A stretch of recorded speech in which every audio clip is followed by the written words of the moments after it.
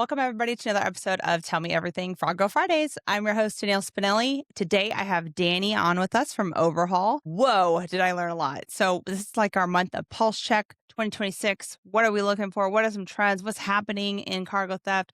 This is a great month to send if you have a organization or shipper or whoever, a brand new employee of, hey, what exactly is going on currently, what's been going on in the past, but what are a little bit of future trends too. So this whole month was a great one to send to somebody new in the industry as to finding out what's going on. And then we're going to keep educating on new trends and how to prevent things and different technologies out there throughout the whole year, doing that in segments. If you are a shipper, this is a great one as well. He talks a lot about eBOLs, and that's huge. And I'm so happy somebody's coming out with this because the cluster theft, which if you don't know about cluster theft, we'll be doing one on that as well later. But cluster theft is such a thing. It's not spoken about enough because it doesn't happen as often, but it's definitely devastating to your books. So check out Overhaul. They have lots of different technologies out there to prevent cargo theft for many different sectors. It's not just over the road. It's not just rail or just this. They're helping out all parts of the industry. So they're, essential to our supply chain. So let's go ahead and jump in it.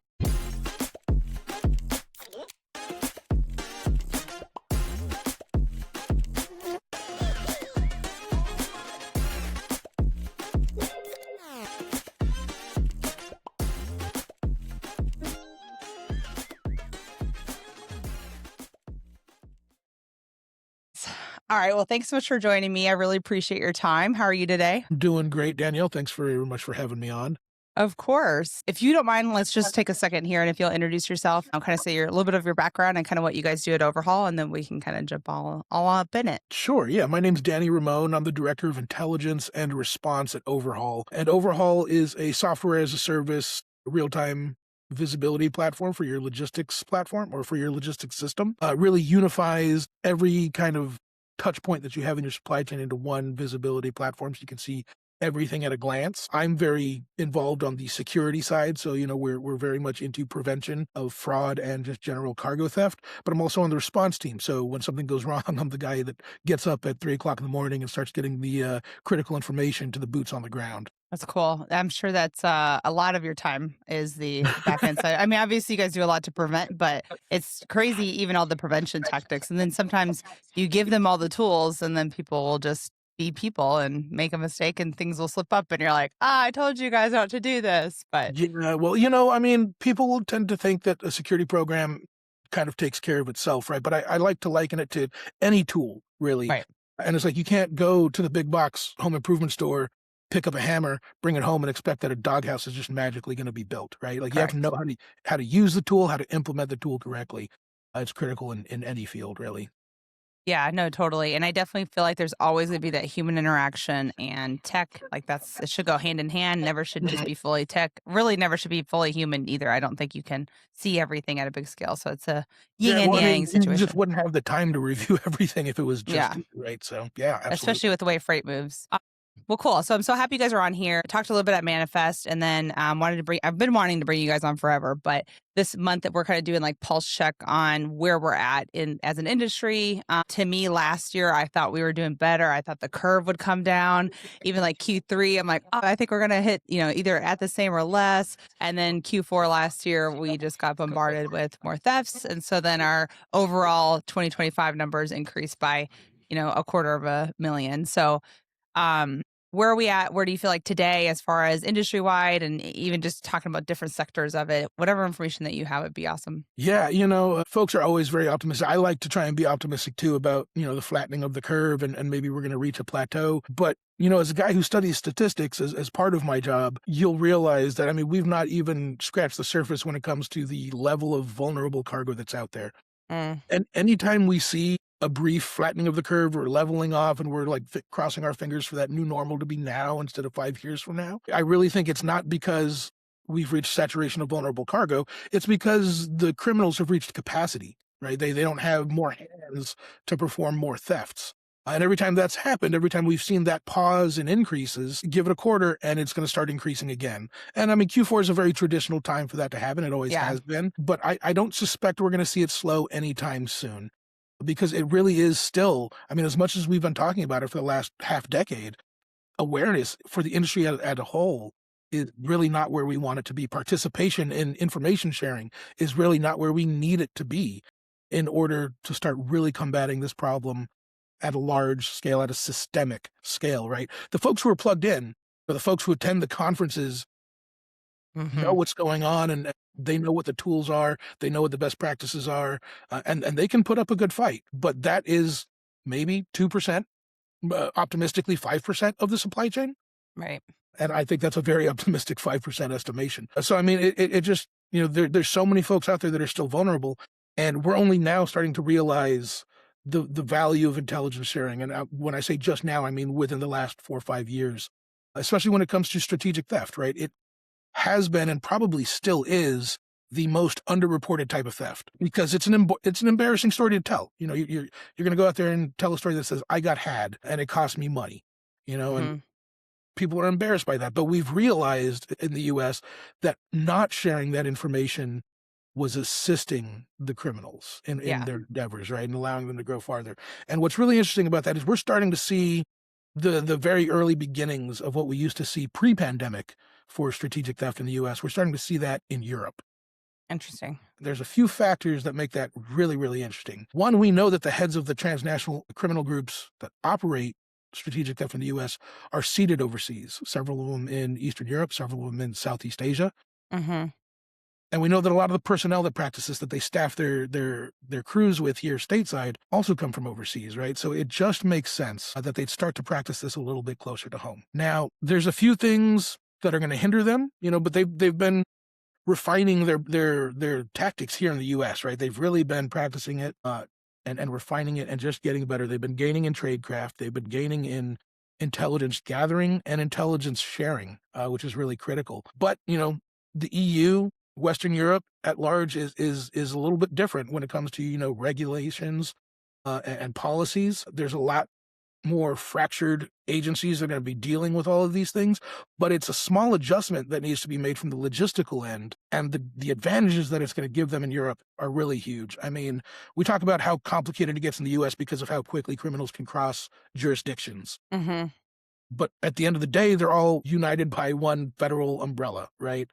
So they have an incentive to work together. Not necessarily the case in Europe, and they can cross countries as quick as truckers here cross through states. So that can make it incredibly difficult to sort of launch an investigation or any sort of cross-border when it comes to a recovery effort. But we know at this point, we've seen this story play out in the States, and we know what's going to happen in Europe over the next 3, 5, 7 years. And it's a rare opportunity because security by and large is reactive, right? And we talk about prevention all the time. Prevention is key. Prevention can be done, but just, at a macro level, security is by nature reactive. This is a very rare opportunity to get out ahead of a curve, ahead of a trend that we know is coming because we've seen the story play out already, Yeah. right? And in Europe, we're starting to see the least sophisticated methods, sort of the earlier methods that we used to see pre-pandemic for strategic theft here stateside. I expect it's going to accelerate a lot quicker in Europe than it did here stateside. And if the industry at large doesn't really recognize this and get ahead of it and start information sharing, start sharing intelligence, start sharing best practices, they're gonna be talking about strategic theft in Europe the same way we're talking about it here in another 2 to 4 years. Yeah. What I think is interesting too is like even Canada is kind of just seeing the beginnings things as well. Like whenever I was at the cargo theft summit there in California in October, it was funny because they were coming on and they're like, "Oh yeah, we saw this and this," and we're like, "Boring. We've already seen it. Like been there, done that. That's five Yeah. years ago." I mean, it took a little while longer in Canada because their organized crime, yes, they're involved in cargo theft, but the fraudulent methods that they were using were by and large used for auto theft. Oh, gotcha. Very lucrative auto theft industry in Canada, especially in the Peel region, the Ontario region, and they export them. Right? They found. I mean, I can't tell you how many containers of stolen cars they found leaving through the Wow. port nearby. That's wild. So as far as like the first steps that's happening in Europe, is it I guess I remember the first steps like the email address being like an L or an I or an extra S or whatever. Is it similar with Europe where they have like a load board similar do we have like a DAT and truck stop so they kind of have like one universal thing and they're Similar getting to freight that, that way or we're not even to that point yet, but yes, I mean, okay. I'm sure that that's happening, but not at at a measurable scale. But yeah, we're getting those Gotcha. slightly altered email addresses, sort of enhanced social engineering. It's not just social engineering. Like the big thing, pre-pandemic for us stateside is we used to call strategic theft fictitious pickup. because Yeah. that was the type of strategic theft that we experienced all the time. And fictitious pickup is by and large social engineering with a little bit of inside information, right? They're going a little bit beyond that. So they are, using a little bit of technology. They are, spoofing email addresses, pretending to be certain carriers. Again, if they've got, a little bit of inside information. But just like they do in the US, they're only going to employ the least sophisticated methods that they can to overcome the security that's in place. Many times they know the security that's in place, and they do this because they've got a couple dozen different methods, right? That they can pick and choose which one they're going to employ based on what's going on at their target, right? And if their target then just patches the vulnerability that caused the first loss, they have a path of escalation, right? They're like, okay, now we can do this one. And that's why they start with the least sophisticated and kind of work their way up. Because Hmm. if their victim decides, like, oh, I've been a victim once because this happened to us, let me patch that vulnerability rather Right. than, putting in a full layered security program that it investigates, identifies, and addresses all of your vulnerabilities, they're just going to go into the next easiest method that they can use. Yeah, interesting. And they've definitely been having the time to practice here in the US, unfortunately. Mhm. Is it similar? Is it in Europe? You know how like basically how easy it is to start an MC and there's really like however many dollars, like $300 or whatever to start an MC and they can go do whatever they want to. Is it similar over there or do they have a lot more regulations as far as being a carrier? It's not quite as easy over there, but, I mean, you've gotta keep in mind one of the advantages of operating in a place like Western Europe is just the diversity, right? Hmm. There are so many areas, like, we talk about 1 or 2 areas here in the United States that are perfect storms for cargo theft, right? Especially Yeah. strategic cargo theft. You think about Europe and just the geopolitical diversity and the socioeconomic diversity that happens across that continent, there's gonna be more than 2 spots that are very advantageous for a variety of schemes, whether it be like, this is where we're going to store stolen product, this is where we're going to set up our trucking companies, this is where Mm, we're going to, set up another arm of our criminal network. There's a variety of things that they can do, but there's gonna be a spot or multiple spots in Europe that are gonna be advantageous to these particular schemes. I'm sure that they'll be mapped out very soon. yeah. Again, 2 to 4 years, even if the industry jumps on top of the bandwagon of information sharing and collaborative work with this, it's still going to happen, right? Yeah. The only question is how severe is it gonna be? How collaborative is the industry gonna be in trying to prevent this from becoming as bad as it has gotten here in the US? Yeah, because even for us, I mean, if you think about timeline, I mean, we had, break guards, that's was around forever, but that was really the only method we had to talk to each other. CargoNet was, of course, I guess, there, but it wasn't Mhm. nobody was really reporting unless like they, I don't know, knew they would get it back or knew it wouldn't come back on them in some way. Gotten way Yeah. better here recently because it's affecting everybody. But I'm talking like OG back in the days.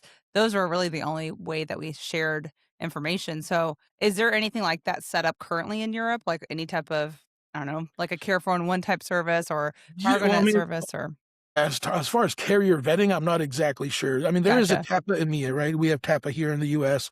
There's a Mhm. TAPA specific to EMEA, and they do a pretty good job of sharing intelligence as well. Gotcha. So, I mean, obviously, just like you do here in the US, getting plugged into the industry associations that are applicable to your region is the best first step, right? You gotta build that network. You gotta know Mhm. who you're supposed to call, who are the subject matter experts, who are the investigative, folks who are gonna be able to act rather than putting it at the bottom of a priority list behind all of the or behind all the violent crimes. Right. So, yeah, that's all gonna be critical. But as far as I'm aware, I don't think that there is a carrier vetting Interesting. company in Yeah, Europe. it'll be interesting how they handle that, and if they don't have one, if they handle it better than we do, because we do have a lot of honestly, it's almost sometimes it feels like with the carrier vetting that it's like there's so much information that's diluted of like good carriers, and then you're missing out on things or like because they know that they check this, this, and this, they're just hiding that they're masking that piece of it, or like the chameleon carriers is such a thing, or that's really more dangerous to our safety of the U.S. roads and so anyways, it'd be interesting if they don't go that route and if they do something different, if that actually works better, but we'll see. It's gonna be exciting to see if Europe can come up with a more effective cargo Yeah, security 2.0, if you will, but it's also scary because we have to wait and see if the criminals come up with a more effective freight fraud 2.0, right? right, Because just like Europe has the chance to learn from us, the European industry has a chance to learn from us. The criminals, I mean, they're not just learning from what happened here; they are the same entities, right? So right. they've definitely gained an experience. We know just from what we've seen of the patterns of behavior here in the U.S. that they learn and they apply what they've learned to their future endeavors. So being in Europe, and I mean, it feels like, anybody overseas, we can't do anything because they're overseas. But if you're overseas and you're in Europe, there's no way to prosecute anybody from those areas, or they specifically live in those areas where they can't really, they have like that, what's it called? Sovereignty or whatever about how they can't come after them. Is that the kind of areas that they go in, or like how, like, I Yeah, just don't understand by why and nobody large, can stop them. yeah, when we talk about, them being seated overseas, yeah, they're by and large in these areas where they're not gonna be able to be prosecuted, they're not gonna be able to be extradited, and in a lot of these places, they operate like legitimate businessmen. Yeah, A lot of these freight fraud networks, I'm sure have, what appear, at first glance and actually with all legitimacy in their local area to right. be a legitimate business. 24/7, 365 call centers where folks are getting paid better than the average local wage. They're getting better than average local benefits. Right. And for them, it is a legitimate job, and the one call center can support dozens, if not hundreds of, fictitious carrier identities. Isn't that crazy? I just can't even imagine going in there every day. But the culture is so different over there too. I talk about that a lot, where it's like it's because some people are like, if only they turn their powers for good, and it's like they don't even understand it's bad. I think some of them, and then also like why would they? There's literally zero repercussion that's happening to them. It's just pure income. Yeah, folks tend to be surprised, I think, with how sophisticated these rings can be.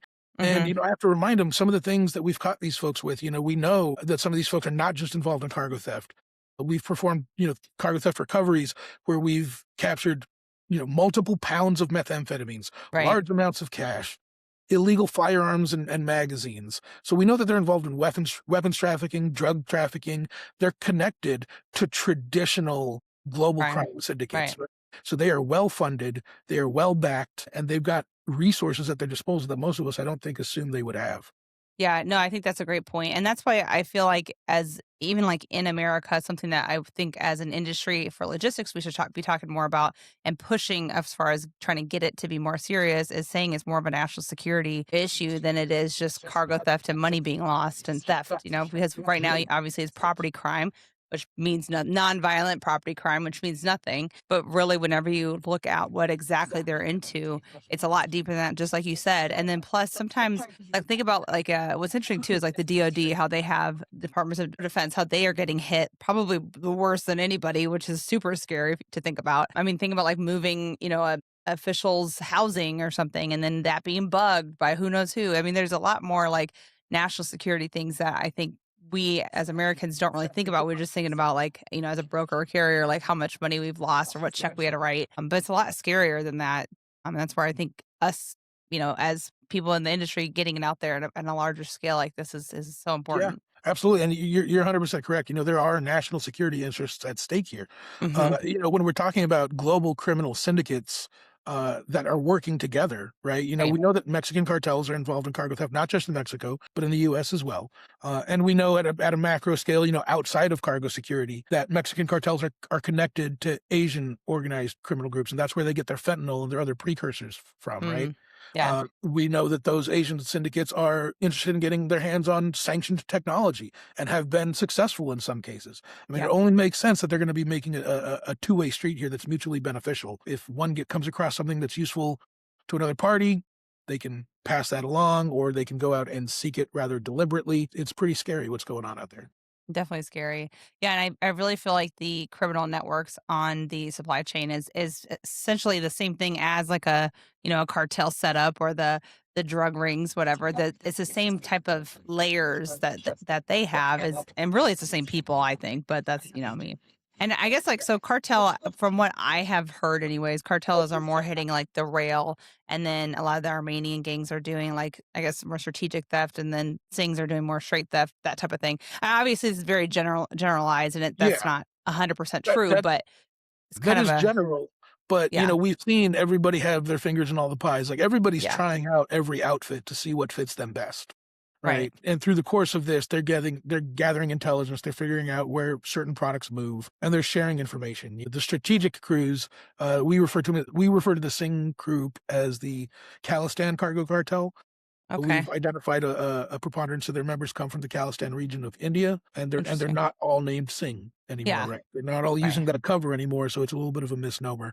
Plus, we didn't wanna kinda put all the focus on one name when 99% of the people who use that name are not Especially, like, criminal. because for a while it was the Yans and then, like, nobody would use a Yan, and then all they did was change their name. It's like, quit bringing that up to light, because They're sometimes they're using it as cover just because of how common it is, right? yeah, And that's exactly why they're doing it. But, they're a tricky group. They're very sophisticated, and it depends what criminal enterprise they're pursuing at the time. Europe already has the framework for the same level of strategic theft that we have in the US, right? Part of that mm, part of that framework is a network of bad actor carriers who aren't acting bad, or who are gathering intelligence. That framework is very likely already set up in Europe. I would put money on it. right, And we know that they're already, there's logistics bad actors already in Europe, right? Right now, they're moving migrants. There's a big migrant crisis in Europe, and that's the illicit cargo that's being moved. But they're gaining tradecraft again in how to penetrate the legitimate supply chain by right, moving migrants, right? And they know where scrutiny is going to be and where scrutiny is not. That coupled with the current driver shortage that's going on in Europe leads to kind of what began the perfect storm of strategic theft here in the US, which was the book whatever's available mentality, right? It's like, we need to move it. Whoever's available, pick the cheapest one and book it. right. And that really enabled strategic theft to just explode. And that's a vulnerability that they have in Europe right now. So, I mean, there's a lot of things that are adding up to where it could be very bad. Interesting. That's wild. I guess you don't really think about anything really outside of the US too, because you're here or whatever, but it's very interesting with all of that. Now, let's say like, English proficiency and non-domicile CDLs and that type of thing, which I think that's so generalized now and that's not the reason why we have cargo theft. And I think that's like a weird myth too. But I guess are you guys seeing any type of correlation with those two factors coming in as far as like cargo theft that's out there and arrests that are being made? Or have you guys seen anything like that? Not necessarily. Okay. Again, most criminals who are trying to operate strategically, they're going to try and blend in, right? Yeah. They're going to like the old adage.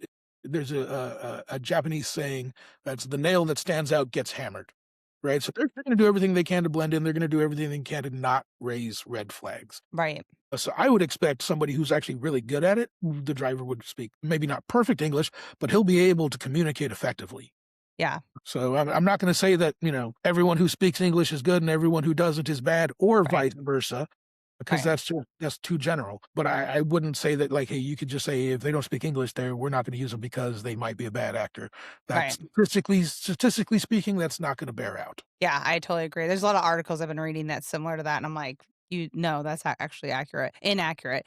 Mhm. Because whenever I was a broker, one of the last, I guess, scams that I got tricked on, probably really the only scam I got tricked on. It was, I mean, I was like blown away because the guy he sounded like just like a good old boy, Southern Mhm. American guy. I mean, he probably was, who knows, but sounded so legit. And like just the way he was answering was perfect. Like I mean, that to me, like I was almost like, whenever it actually happened, I'm like, that doesn't make any sense because the guy was American. Like that's how he sounded. And I think that's such a myth that we get, is that they are a foreign entity or they, at least don't have any type of accent. Like it's easy to impersonate an accent, Yeah. especially at a short amount of time over the phone. So And it just goes to show, it's not the simple red flags anymore. right, We used to talk about the $1 million phone call, right? And that was all you really needed to do is like, hey, if something's making you kind of suspicious, pick up the phone and call the carrier and verify, right, that this is who you're supposed to be talking to, and it's the $1 million phone call. They've figured that out now, right? They've got these 24/7, 365 call centers who will answer your call and say, yeah, Fred's supposed to be there. This is the guy. They'll fax you paperwork. They'll send it via email, however you want to yeah, do it, right? The simple steps of due diligence are not enough anymore. right. Totally. So my big push this year too is shipper education. I think they're kind of like we mentioned, like there's conferences and all these things you can listen to. I mean, go attend and learn more, but these shippers are not going. They're getting bombarded by carriers and brokers, so they don't go. But I think it's important as somebody in supply chain, if you are dealing with a manufacturer, distributor, or shipper, that you're saying, hey, these are like clips that things you can do and stuff like that. As far as best practices that like you guys have, because I know your customer base a lot of times is manufacturers, distributors, and shippers. What are some things I guess that you high level, don't give away all the secret sauce, but high level, what are some things that easily they can put into their processes to make some prevention? For me, I mean, there's a couple. One is digital BOLs are absolutely fundamental now. It's 2026. It's time we stop Yeah. relying on ink and paper. But number two, which is actually number one, is visibility, right? You can't address a problem you don't know you have. Yeah. So you've got to have visibility in place, and the amount of prevention that can be applied just from a layer of visibility is life changing. It really is. And I'm not talking about like fleet management devices like ELDs and things like that. Those don't provide the level of visibility you need. You need cargo level visibility, not just location, but sensor data as well. Anybody who spent a fair amount of time tracking shipments via GPS knows that GPS at times and in certain areas can be more art than science deciphering exactly Yeah. what's going on. So just a ELD that's in the dash of the tractor is not enough information. It Yeah. counts as actual visibility. It's not really going to give you the insight into patterns of behavior that indicate fraud before it disappears off the grid. Yeah, interesting. Yeah, I think as far as visibility, there's pallet level. I think is huge, but multiple sections of the trailer or of the pallets and different layers and stuff like that too. Because it's, I mean, they do have those sensors now that can try to find things and yeah, it's interesting, like, what all can you do? And so it's not even just prevention, but even recovery. Like, the faster you can make recoveries, because I think as soon as you get hit and they are successful, like, you're on that blacklist that's floating around out there. Like, hey, this guy's easily to get hit. You talked about that earlier, and even like in Europe, how you're talking about how they're probably just running legitimate lanes right now, learning intel. I mean, that's happening with like those paper BOLs or how long do they take to do inventory? And what's their process like when you do pick up or you do deliver? Like all of that is written down and kept track of in their version of a CRM, I'm sure, like Absolutely. they have all of that. They do penetration testing too. Yeah. Like we've seen it when we onboard new clients, folks will be, we'll see random door opens just to see if somebody calls them. Yeah. And if nobody calls them, that'll escalate to, a couple of pieces missing, to maybe a pallet is short. And then all of a sudden 8 loads disappear. Yeah. They escalate these things, and so I strongly encourage everyone also, don't let things slide, definitely hold folks accountable for things like this, because if they know that you're not holding them accountable, they're gonna escalate until you do, and they're gonna have Hmm. out no matter what. So if they wait until 8 loads disappear and then you try and hold them accountable, they're gonna be in the wind. You're not Right. gonna be able to. So just also any information that you guys have on like air is there have you are you guys even seeing like air theft or ocean theft or anything like that? Because I guess that's something that I don't hear about, but I also never heard about rail theft until I went out there and saw the things and I'm like, holy crap, this is happening. Yeah, Do you guys so see anything like that? yeah, we used to see ocean theft a little bit, in the early teens kind of thing. Okay. I think what the criminals there figured out is nobody's got a high enough financial burden on a container ship to pay a ransom, right? Gotcha. If there's a container ship of, I don't know how many thousands of containers that they hold now, everyone on there is going to be covered by their insurance, right? Gotcha. Nobody's going to pony up and pay the ransom. What they will get now, the pirates there is a resurgence of sea piracy now. They're holding ships for ransom, and they're going after bulk carriers like LNG carriers and oil carriers, Mm, because those are typically single owner or few enough owners on board to where they might pay a ransom, right? But by and gotcha. large, we don't see very much ocean piracy for cargo. Okay. Now, when it comes to land-based, there's obviously rail theft. We've all seen the stories. But when it comes to airports and seaports, it's important to keep in mind that criminals are like water, and they will always go for the path of least resistance, right? And when it Right. comes to cargo, not to say that we don't see theft inside a seaport or inside an airport, it happens occasionally. But from a criminal standpoint, it makes much more sense to just wait a little while until they're moved out of the actual port proper into the surrounding drayage yards, which have much lower security, especially in airports, right? I mean, strangely enough, I think we see more airport thefts than we do seaport thefts. But I think that's because the amount of drayage yards surrounding a seaport is much greater than what you see around an airport, right? So Interesting. the area around a seaport is a target-rich environment, and the criminals are gonna know, by and large, which yards are easy to get in and out of, which ones are gonna ask you for paperwork, and at the really critical ones, they're gonna know when, shift change for the guards is. So, they know Yeah. all these things. Well, it's interesting that you say that too, because I have a lot of customers that are drayage, and they are like, "Oh yeah, no, I'm not really affected by anything. I'm not seeing cargo theft, or I'm not doing that. I'm just in this from A to B, and that's it." But I mean, because even the vetting that they do on that is so low. Like, there's very limited amount of visibility, I think, on drayage carriers. So that's interesting that you say that, because I'm sure there's a lot more that happens that people just don't even know. Right, I They mean, manipulate paperwork and whatever. The layers of fraud involved mean that, if you're not deeply involved in it, if you're not a stakeholder in the financial, well-being of the cargo, Yeah. you might not find out if it was stolen, right? If it never makes it to destination because it was triple brokered fraudulently through a couple of bad actors, you as the owner of the drayage yard may never find out about that. Right. I Yeah, think it what makes they're sense. expecting when they hear cargo theft is that they're gonna come in one day, their locks are gonna be cut, their chain link fences are gonna be sawed through, and trucks are gonna be missing. That's what's in their mind when they think Right. cargo theft. Yeah, it makes sense. One last thing too, just about the like eBOL stuff. So I think it blows my mind that we're still dealing with BOLs and eBOLs is I definitely feel like the way of the future and it should be happening. It makes zero sense. Like we're doing DocuSigns, we're doing all sorts of stuff online. Why are we not doing eBOLs? And even one thing to kind of add to that is blind shipments. That's another thing that I'm like, why are we doing this? And I wish we had a different solution. Do you have anything that you're like, hey, we should do this instead? I want to ask everybody who's like an expert on this because maybe somebody has the right idea. Yeah, there's a lot of things. You brought up blind shipments. There's a lot of things in this industry that are common and legal, but not secure, right? Yeah. Paper BOLs, blind shipments, leased equipment, remarked equipment. These are all things that you need to pay attention to. But lucky you ask, we actually do have a product we just released called Secure BOL. And Okay. it is exactly that. It's an eBOL that doesn't require any account creation. It doesn't require any login information Mm, because the biggest hurdle to adoption for an eBOL is the fact that it's a fragmented supply chain. yeah. Everybody runs on different systems. And so unifying anything is incredibly difficult. So we've created a system where, like I said, you can do it from any electronic device that has internet access. And you can take a picture of the BOL, compare it to the original BOL, make sure that everything matches, verify that with, it's not a garbledy-gook URL, it's a readable URL domain, so that URL cannot be spoofed, Yeah. and you can verify everything right there. And again, Interesting. we've designed it to interfere as minimally as possible in the process because we know that something like that. I'm sorry, something's happening outside my window. You're good. Because we know that that's a hurdle to adoption, right? Right. Unfortunately, in a lot of industries, security often falls by the wayside in favor of efficiency.